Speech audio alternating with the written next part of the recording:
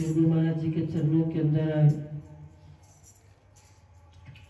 जिज्ञासु भी गुरु महाराज जी के चरणों के अंदर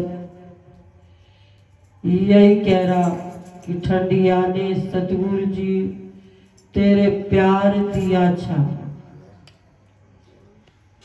बाकी कहीं हम देखते हैं हर जगह के ऊपर कहीं तपिश है, कहीं गर्मी है, कहीं कुछ है तो कहीं दुख है। लेकिन एक गुरु महाराज जी के चरणों में आ जाते हैं तो यह आने के बाद मन अपने आप ही गुरु महाराज जी का दर्शन करने से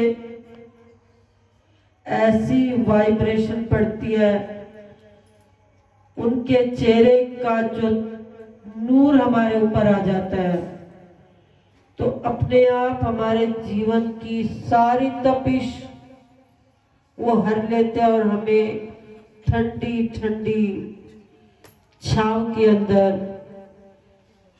हमारे को आराम करवा देते हैं। तभी कह दिया ठंडी आने सतगुरु जी तेरे प्यार दी छावा। बाकी हमें कहीं पर भी ना तो ऐसा प्यार मिलता है और ना ही ऐसा दुलार मिलता है, जिससे क्या होता है कि जिंदगी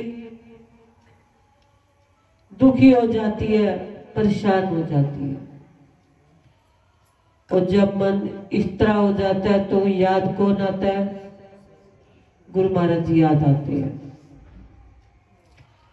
ये भी हमारा एक कर्म होता है। जब अपने जीवन के अंदर कभी आनंद तो कभी बेआनंद,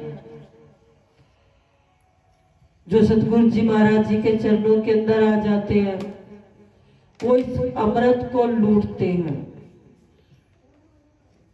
क्योंकि बंधन तो सबके जीवन के अंदर है, बंधन है तभी तो हम इस संसार के अंदर जन्म लेकर अपने बंधनों को छुड़ाने आते हैं। जो दरबार में आता है वो हंसकर छुड़ा जाता है, जो संसार में रहता है वो रो रो कर अपने जीवन को खराब कर लेता है। एक बार एक व्यक्ति था, एक दुकान पर जाया करता, वहां जाकर रोज कुछ न कुछ सामान खरीदता खाने का, आंखों से अंधा था। अब पैसे देता, पैसे देने के बाद जो सामान मिल जाता कुछ पैसे वापस लेता और चला जाता। एक दिन दुकानदार ने देखा कि मैं रोज इसके साथ ना जाने, ये देता मुझे 500 है 300 का सामान देता हूं और 100 रुपये इसको वापस लुटाता हूं, इसको पता नहीं चलता। जाकर देखूं कि ये सामान जाकर देता किसे है। क्योंकि जब तक कर्म कटते नहीं ना तब तक हम इस कलयुगी संसार के अंदर आते रहते हैं और जाते रहते हैं। और कर्मों के हिसाब से मनुष्य बन जाते हैं, कर्मों के हिसाब से 84 लाख योनियों में पशु पक्षी बन जाते हैं। कितने प्रकार की योनियां? 4 प्रकार की, अंडज, जेरज, श्वेतज, उत्पन्न। अब पक्षियों को देखा, अंडों से पैदा होते हैं। सिर में जूं होती है, वो किससे हो जाती है? उत्पुत। थोड़ी सी बदबू आई, पसीना आया, सिर के अंदर क्या हो गए? गोबर पड़ाओ, गोबर के अंदर क्या पैदा हो जाती है? थोड़ी देर के अंदर उसमें भी कीड़े पड़ जाते हैं। और हमारा जन्म भी वो हो गया श्वेतज, हम भी अंडे से पैदा हुए। पिता के वीर्य से जैसे ही हम निकले छोटा सा अंडा बना, 5 दिन के अंदर वो बढ़ता गया बढ़ता गया और उसके बाद हमारा जन्म होता है। इसी तरह 4 प्रकार की ये योनियां, कोई किसी में से पैदा हुई तो कोई किसी तरह से पैदा हुई, और हर कोई अपने कर्म के अनुसार कोई मनुष्य बन जाता है, कोई कुत्ता बन गया, कोई बिल्ली बन गया। जिसने जैसा कर्म किया वो उस कर्मों के अनुसार अपने जीवन को बनाता है। अब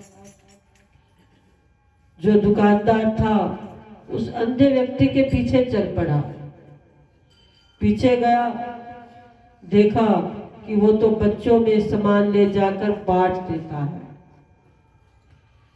अब उसने कहा मैं इसके साथ कितना धोखा करता आया, ये तो गरीब बच्चों की सेवा करता है और मैं इसकी सेवा में से रोज 100 रुपए चुरा लेता हूं, क्योंकि इसको पता नहीं, पता मुझे है, क्योंकि जो कर्म करता है ना उसको पता है मैं गलत कर रहा अच्छा कर रहा। अब दूसरे को तो ये होता है कि ये मेरे साथ व्यवहार कर रहा, लेकिन फल कौन भोगेगा? जो कर रहा, जो जिस कर्म को चाहे अच्छा करे चाहे बुरा करे, अब फल उसको भोगना पड़ेगा। अब वो जैसे ही देखा गरीबों में बांट रहा तो उसने उस अंधे भाई को कहा भैया मैं तेरे साथ आज तक बड़ा धोखा करता आया। कहने लगा कैसे? कहने लगे तुम मेरे पास आते हो गरीब बच्चों के लिए, कभी कुछ खरीदते हो कभी कुछ खरीदते हो, लेकिन मैं उसमें से रोज तुम्हारे पैसों को हेरा फेरी से चुरा लेता हूं। तो क्या ये अच्छा? आज मुझे बड़ा बुरा लगा। वो कहने लगा भैया हर कर्म का फल भोगना पड़ता है। कहने लगे कैसे? कहने लगे मुझे देखो मैं भी आंखों से अंधा हूं, लेकिन जन्म जात अंधा नहीं था। कहने लगे वो कैसे? कहने लगे मैं पेशे से एक डॉक्टर था, मरीज मेरे पास आते, मैं उनको दवाई देता, दवाई देने के बाद मैं उनको दवाई अच्छी ना देता, ये आते रहेंगे तो मेरे पास इनका इलाज चलता रहेगा, ये पैसे देते रहेंगे, जिससे ये धीरे धीरे ठीक होंगे। मैं इनको जल्दी ठीक नहीं करता था, तो इनका 2 दिन का काम मैं 2 महीने में निभाता था। तो जिससे मैंने अपने आप को बड़ा धनवान बना लिया। मेरे पास हर तरह के किसी तरह की कोई कमी नहीं थी, लेकिन एक दिन कर्मों का हिसाब तो ये कलयुग की जीवन है। यहाँ कलयुग के अंदर रात को करो तो सुबह मिलता है, सुबह करो दोपहर को मिलता है, दोपहर को करो तो रात को मिलता है। तो मैंने इस कलयुग के अंदर ये पाप कमाया। अब वो पाप की कमाई, एक दिन मैं जा रहा था गाड़ी से, रास्ते में एक्सीडेंट हुआ जिससे मेरी आंखों की रोशनी, अब मैंने बड़ा इलाज करवाया, हर तरह से मैंने अपनी सारी पूंजी लगवाई, लेकिन मेरी आंखों की रोशनी कोई वापस ना ला सका। तो वो दुकानदार कहने लगा तुमने कर्म किया तो आज तुम्हारा ये फल जो मैं रोज कर रहा हूं तुम्हारे साथ, तुम्हारे अंधेपन का फायदा उठाकर, तो मुझे कितना भुगतान करना पड़ेगा। कहने लगे भैया अब भी समझ जाओ, संत महापुरुष क्या है, ये हमें समझाने के लिए ही तो बार बार रोज कहते हैं। रोज कथा का सार क्या आता है? यही आता है कि ये तो एक कहानी होती है, जिस कहानी के जरिए हमें याद रखना पड़ता है कि हम ऐसा कर्म ना करें, वरना बात तो वही आती है, जैसा करोगे कर्म वैसा मिलेगा तुम्हारे को फल भी। अब देखो मैंने किया तो मुझे अपने कर्मों का फल ये मिल गया। वो दुकानदार कहने लगा भैया मैंने जो किया मुझे भी मिलेगा, लेकिन आज के बाद मैं ऐसा कर्म नहीं करूंगा, चाहे कोई कैसा भी व्यक्ति आए किसी के साथ भी कभी हेरा फेरी नहीं करूंगा, सबके साथ सबका व्यवहार रखूंगा, हर किसी को हर चीज का दाम उसी के सही हिसाब से दूंगा, कभी हेरा फेरी नहीं करूंगा, क्योंकि कर्मों का भुगतान इसी कलयुग में ही करना पड़ता है। अब ये ना सोचे हम मरेंगे तो उसके बाद देखा जाएगा। अरे मरने के बाद तो क्या, जीते जी हम देख रहे या नहीं देख रहे? कभी टांगों में दर्द, कभी सिर में दर्द, कभी कमर में दर्द, कभी घर का दुख, कभी परिवार का दुख, कभी समाज का दुख, कभी संसार का दुख। हर किसी को हर किसी से है। दुकानदार के पास चले जाओ, कोई दुकानदार जोर से बोल देगा तो क्या होगा? वो भी मन को परेशान करता है। उसके साथ हमारा कोई कर्म था जो वो हमारे साथ तेज बोला, अगर हम किसी के साथ बोले तो ये भी कर्म है। अगर हम कर्म को समझकर अपने जीवन की दिनचर्या को चलाए ना तो कभी जिंदगी के अंदर दुख आएगी, मन कभी परेशान ना हो। सत्संग को सुने तो पूरा दिन सत्संग की बात याद रहे ना तो मन दुखी नहीं होगा, चाहे हमारे साथ कोई कैसा भी व्यवहार करे। हम दुखी क्यों होते हैं, हम क्यों रोते हैं, हम क्यों परेशान होते हैं? सत्संग में आने के बाद भी हम सत्संग की बात को भूल जाते हैं। अगर सत्संग की बात को ना भूले तो कभी पूरा दिन हमारे को किसी से भी कोई परेशानी ना हो।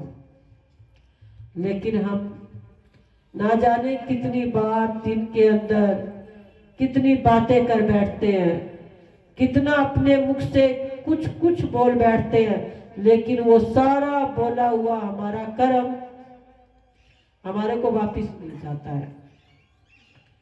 तो कार्तिक मास मिला, आज हमारे को 11वां दिन भी मिल गया। गुरु महाराज जी ने कृपा की तो बाकी दिन भी हम गुरु महाराज जी के चरणों के अंदर यही मांगे कि हमारे इस 35 महीने के अंदर जो दिन मिले उन दिनों के अंदर हम अपने आप को, अपने कर्मों को सुंदर बनाए, जिससे आगे हमारे को दुख ना उठाना पड़े। हर सत्संग की बात को याद रखेंगे तो जीवन के अंदर पूरा 11 महीने हम आनंद ही आनंद लेंगे। तो ये 1 महीना मिलता है हमारे को जिंदगी बनाने का और बाकी महीने आराम से बैठकर खाने का।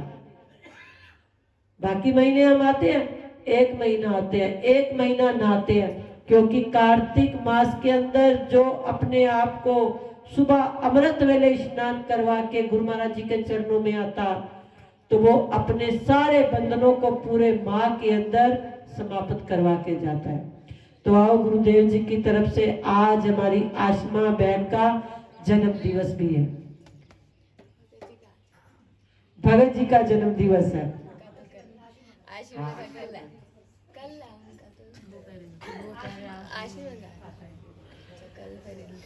तो आओ आशिमा को भी जन्म दिवस की लाख लाख बधाइयां हो, लाख लाख बधाइयां हो, करोड़ करोड़ बधाइयां हो। सारा परिवार ही गुरु महाराज जी को मनाने वाला, रिझाने वाला, तो ये भी गुरु महाराज जी की कृपा है। तो गुरु महाराज जी ऐसे ही कृपा अपने भक्तों के ऊपर हम थोड़ी सी लगाएंगे ना तो गुरु महाराज जी बहुत ज्यादा कर देते हैं। हम एक बार अपनी कृपा को लुटाना सीखे तो सही। देखो गुरु महाराज जी तो आनंद ही आनंद बरसा देते हैं। तो आओ पूरे परिवार के ऊपर आनंद बरसा हुआ है तो हम भी उस आनंद के अंदर शामिल हो जाए। श्री कृष्ण गोविंद हरे मुरारी, हे नाथ नारायण वासुदेवा। श्री कृष्ण गोविंद हरे मुरारी, हे नाथ नारायण वासुदेवा। हे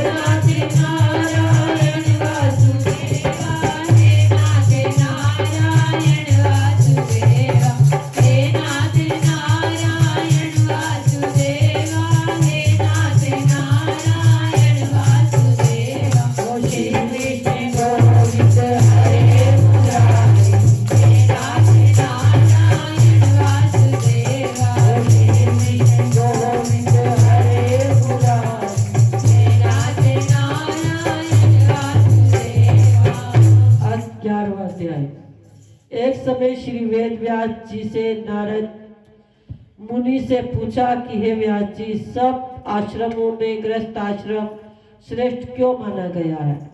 तब व्यास जी ने कहा, जैसे समस्त नदियां समुद्र में जाकर आश्रय पाती हैं और सब जीव माता का आश्रय पाकर जीवित रहते हैं, उसी प्रकार भिक्षु, ब्रह्मचारी, सन्यासी, विद्यार्थी, गुरु पूजक, यात्री, ये 6 जीविका रहित होने पर भी गृहस्थों का ही आश्रय पाते हैं। हे नारद, इस संबंध में मैं तुम्हें एक इतिहास सुनाता हूँ। प्राचीन काल में उत्तानपाद नाम का एक राजा और उसका पुत्र बड़ा उत्तम बलवान था, जो मदिरा पीने वाला था। राजा बनने पर उसने बहुला नाम वाली स्त्री से विवाह किया। राजा रानी दोनों स्नेह पूर्वक रहने लगे। एक दिन राजा ने वेश्या का नृत्य देखते हुए मदिरा पान किया, साथ ही अपनी स्त्री से मदिरा पीने के लिए आग्रह किया, परंतु रानी ने उसका कहना नहीं माना। तब राजा ने क्रोधित होकर अपने सेवकों को निर्जन वन में रानी को छोड़ आने की आज्ञा दी। अनुचरों ने राजा की आज्ञा का पालन किया। इसके पश्चात राजा ने दूसरा विवाह नहीं किया। रानी के वियोग को सहन करते हुए प्रजा का पुत्र के समान पालन करने लगा। एक दिन एक ब्राह्मण ने राजा के समीप आकर निवेदन किया, हे राजन, मेरी स्त्री का किसी ने अपहरण कर लिया, इस कारण मैं बड़ा दुखी हूँ, अतएव आप उसे तलाश करके मुझे प्राप्त करवाने की व्यवस्था करें।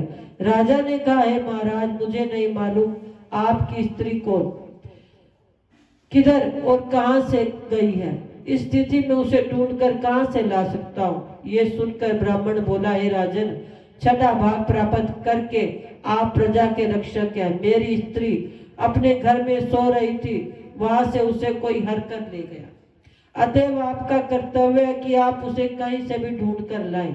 राजा ने कहा, हे विप्र, मैंने आपकी स्त्री को कभी नहीं देखा और ना ही मैं उसे जानता हूँ कि वो कैसे रंग रूप स्वभाव वाली, तब मैं उसे कैसे खोज सकता हूँ। ये सुनकर ब्राह्मण बोला, यदि वो कर्कश स्वभाव की है, कठोर वचन बोलने वाली, काले रंग की कुरूपा, तथापि मैं उसकी निंदा नहीं करता, क्योंकि वो मेरी पत्नी अर्धांगिनी है। ये सुन राजा ने कहा, अब तुम्हारी ऐसी स्त्री करूपा और क्रूर स्वभाव की है, तब तुम उसे प्राप्त करके क्या करोगे? उसके स्थान पर मैं तुम्हें बहुत सुंदर शील स्वभाव की अन्य स्त्री लाकर दे सकता हूँ। ब्राह्मण कहने लगा, हे राजन, मेरी पत्नी मेरे कर्म धर्म की अर्धांगिनी है, अतः उसकी रक्षा करना मेरा परम धर्म है। जो पुरुष अपनी स्त्री की सुरक्षा नहीं करता, उसके वंश संकर संतान उत्पन्न होती है और उसके पितर नरक में पैदा होते हैं। वेश्यागामी पुरुष का कल्याण कभी नहीं हो सकता। और जो मनुष्य ऋतुकाल के समय अपनी स्त्री से सहवास नहीं करता, उसके पितर 1 मास तक उसके रुधिर में तैरते हैं। ब्राह्मण के ऐसे वचन सुनकर राजा अपने शस्त्र ले रथ पर सवार होकर उस स्त्री को खोजने चल दिया। कुछ दूर जाकर उसने एक आश्रम देखा, जिसमें एक महान तपस्वी कुशा के आसन पर विराजमान थे। राजा को आश्रम में आया देखकर भी ऋषि ने उसका कोई आदर सत्कार नहीं किया और कहने लगे, मैं जानता हूँ तुम राजा उत्तानपाद के पुत्र हो, मगर यहाँ किस कारण आए हो? राजा ने कहा, हे मुने, एक ब्राह्मण के घर से कोई उसकी स्त्री हरकर ले गया, मैं उसी खोज में आ रहा हूँ, मगर रास्ते में मगर आपने ना मुझे अर्घ्य दिया और ना ही किसी प्रकार का मेरा सत्कार किया, क्या कारण है? तब ऋषि ने उत्तर दिया, हे राजन, तुम अर्घ्य योग्य हो ही नहीं, क्योंकि तुमने अपनी निरपराध स्त्री का वन के अंदर त्याग कर दिया। जहाँ स्त्री का धर्म है कि वो तन मन से पति की सेवा करे, उसकी आज्ञाकारिणी रहे, वहाँ पति का भी परम धर्म है कि वो अपनी पत्नी का यथोचित सत्कार और सम्मान करे। जिस घर में स्त्रियों का मान होता है, वहाँ देवताओं का वास होता है। इसके विपरीत जहाँ स्त्रियों का अनादर होता है, वहाँ सुख शांति कभी नहीं रह सकती। इतना सुन राजा लज्जित हो पूछने लगा, हे भगवान, आप भूत भविष्य वर्तमान तीनों काल के जानने वाले, अतएव कृपा करके बताइए कि ब्राह्मणी की स्त्री को कौन हर कर ले गया? तब ऋषि ने ध्यान लगाकर देखा और कहा, हे राजन, अदिति का पुत्र बलाक नामक राक्षस उस ब्राह्मणी को हर कर ले गया और उत्पावल पर वन में गया है। अतएव तुम उसको ढूंढकर ब्राह्मण का संयोग कराओ। तत्पश्चात राजा मुनि को प्रणाम करके अपने रथ पर सवार होकर उत्लापवर वन में जा पहुंचा। वहां जाकर राजा ने देखा एक स्त्री विलप फल खा रही थी। ब्राह्मण ने जैसा बताया वैसा ही उसका रूप रंग। राजा ने उसे पहचान लिया और कहा, हे कल्याणी, तुम कौन हो और इस वन में क्यों आई हो? तब ब्राह्मणी बोली, मैं अतिरात्र की पुत्री विलास पुत्र की स्त्री हूँ। मैं अपने घर में सो रही थी कि बलाक नामक राक्षस अपहरण करके मुझे यहाँ ले आया। यहाँ लाने के बाद उसने ना तो मुझे किसी प्रकार का कष्ट दिया और ना ही मेरे अस्तित्व को नष्ट किया है। इतना होने पर भी मैं यहाँ बड़ी दुखी हूँ। राजा ने पूछा, हे ब्राह्मणी, वो राक्षस कहाँ गया? तब ब्राह्मणी ने बताया, वो इस वन के अमुक स्थान पर गया। जब राजा ब्राह्मणी द्वारा बताए स्थान पर पहुंचा तो राक्षस देखते ही राजा के चरणों में गिर पड़ा। हे राजन, मेरे लिए क्या आज्ञा? तब राजा ने कहा, अरे निशाचर, तू ब्राह्मणी को हर कर क्यों लाया है? यदि तू इसके साथ विवाह करना चाहता है तो देख ये कुरूपा, और यदि तेरी खाने की इच्छा है तो वैसा क्या? तब राक्षस कहने लगा, हे राजन, मेरे घर में अनेक रूपवती अप्सराएं हैं। उनके अतिरिक्त मैंने कभी स्त्री से कभी इच्छा भी नहीं की और ना ही मैं मांस भक्षण करता हूँ। मैं तो पूर्व जन्म के पापों का प्रायश्चित कर रहा हूँ। इस ब्राह्मणी का पति राक्षसों को मारने का मंत्र जानता है। जब हम यज्ञ का अन्न ग्रहण करने के लिए जाते हैं तो वो हमें वहां से भगा देता है, क्योंकि आजकल यज्ञों का आचार्य वही बना हुआ है। इसी कारण उस ब्राह्मण को दुखी करने के लिए मैंने उसकी स्त्री को हर दिया। वैसे भी शास्त्रीय नियम अनुसार स्त्री के बिना पुरुष को कर्म करने का कोई अधिकार नहीं। ये सुनकर राजा ने विचार किया, ये भी परोक्ष रूप से मेरी निंदा ही कर रहा है। मुनि ने भी स्त्री का त्याग करने के कारण मुझे अर्धे सम्मान नहीं दिया। तभी राजा को विचार मगन देख राक्षस कहने लगा, हे राजन, मैं आपकी प्रत्येक आज्ञा का पालन करूंगा। इतना कहकर वो हाथ जोड़कर खड़ा हो गया। राजा ने कहा, हे निशाचर, तुम उस ब्राह्मणी को उसके घर पहुंचा दो और उसके बाद जब भी मैं याद करूं तुम मेरे पास आ जाना। इतना कहते ही वो राक्षस ब्राह्मणी को लेकर उसके घर छोड़ने चला गया। उसके बाद राजा विचारने लगा, मैंने अपनी निर्दोष पत्नी को घर से निकाला, अतएव मैं कौन सा ऐसा पुण्य कर्म करूं जिससे इस पाप से निवृत्ति हो। तब राजा ने पुनः उन्हीं मुनि के पास जाकर उनसे कर्तव्य पूछा। मुनि ने कहा, हे राजन, पुरुष के लिए स्त्री धर्म, अर्थ, काम और मोक्ष सभी कुछ देने वाली है। इतना ही नहीं, स्त्री के बिना इस लोक और परलोक पर कहीं भी सुख की प्राप्ति नहीं हो सकती। स्त्री चाहे कैसी भी कुरूपा हो, मूर्ख हो, रोगी हो, दरिद्री हो, खोटे स्वभाव वाली क्यों ना हो, पुरुष को उसका सम्मान करना ही चाहिए। तब राजा कहने लगा, हे मुने, मैंने अपनी निर्दोष पतिव्रता स्त्री को त्याग दिया, अतएव अब मैं क्या करूं? तब मुनि ने कहा, हे राजन, तुम्हारी स्त्री को अकेली वन में घूमते हुए देख शतापात नामक नाग उसे पाताल लोक में ले गया। उस नाग की नंदा नाम की एक कन्या है जिसने उसको अपने घर में रखा हुआ है। ये सुनकर राजा वहां से अपने घर आया तो ब्राह्मण को स्त्री सहित अपने घर को देख अतएव ब्राह्मण प्रसन्न हुआ। इसके बाद राजा ने जो ही बलाक नामक राक्षस को याद किया वो तुरंत उपस्थित हो गया। तब राजा ने उसे पाताल लोक से अपनी स्त्री को लाने का आदेश दे दिया। आज्ञा मिलते ही बलाक पाताल लोक गया और वहां से राजा की स्त्री लाकर उसको सौंप दी। तदंतर राजा और रानी स्नेह पूर्वक सुख से रहने लगे। नारद जी कहते हैं, हे राजा पृथु, ये गृहस्थ आश्रम महात्म में हमने तुमको विस्तार पूर्वक सुनाया। अब और क्या सुनना चाहते हो सो कहो। बोलो वृंदावन बिहारी लाल की जय।